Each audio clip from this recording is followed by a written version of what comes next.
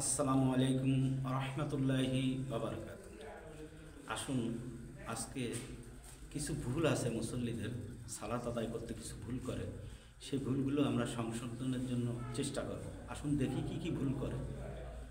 সর্বপ্রথম আপনি ইমামের পিছনে যখন সালাতে দাঁড়াবেন তখন আপনাকে নিয়ত করতে হবে। তারপরে যখন আপনি হাত বাঁধবেন, হাত বাঁধার সময় আপনি তাকবীর বলবেন, মনে মনে আল্লাহু আকবার বলবেন।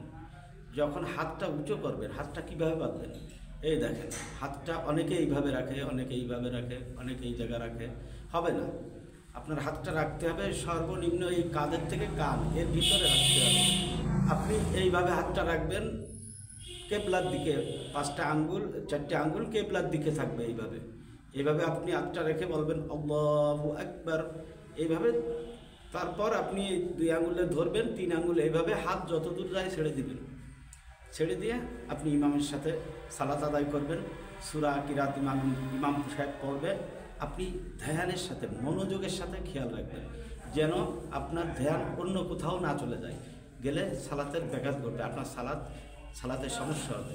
আর বিষয় হচ্ছে, যখন আপনারা রুকুতে যান, রুকুতি যখন যাবেন তখন আল্লাহু আকবার বলে রুকুতে যাবেন, মনে মনে আল্লাহু আকবার বলবেন।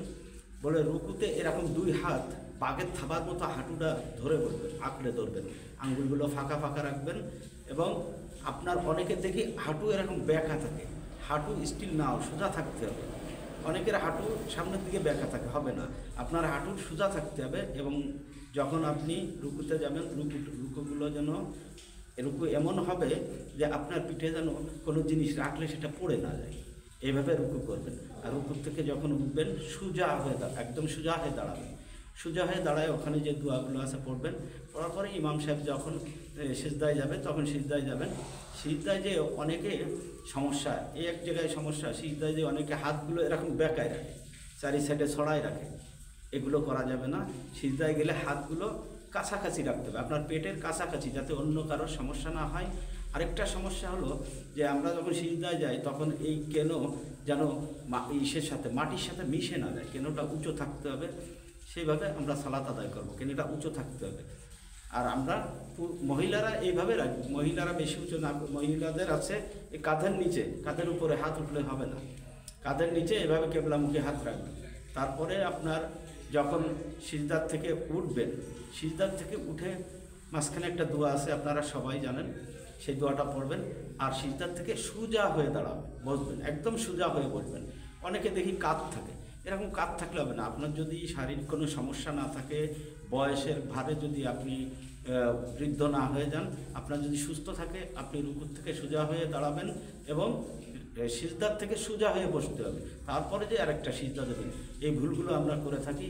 আরেকটা বিশেষ ভুল আমরা করে থাকি, সেই ভুলটা হলো কি, যে আমরা কাতারে সোজা হয়ে দাঁড়াই না। সালাত আদায় করতে করতে অনেকে সামনে আগায় যায়, পিছনে আগায়, এদিকে খেয়াল রাখবেন।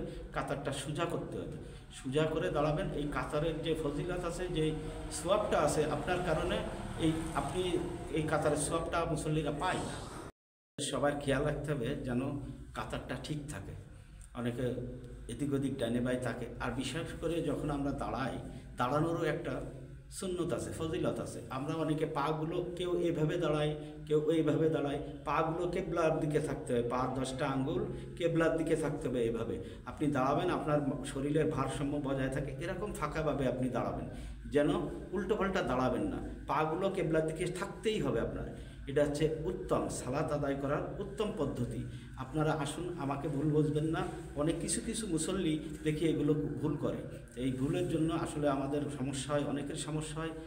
আসুন, শান্তির পথে ইসলামিক সঠিক জ্ঞান অর্জন করি, সালাত ভালোভাবে বুঝে জেনে তারপর সালাত আদায় করি। সবাই ভালো থাকবেন, সবার মঙ্গল কামনা করি। আসসালামু আলাইকুম রহমতুল্লাহি ওয়া বারাকাতুহু।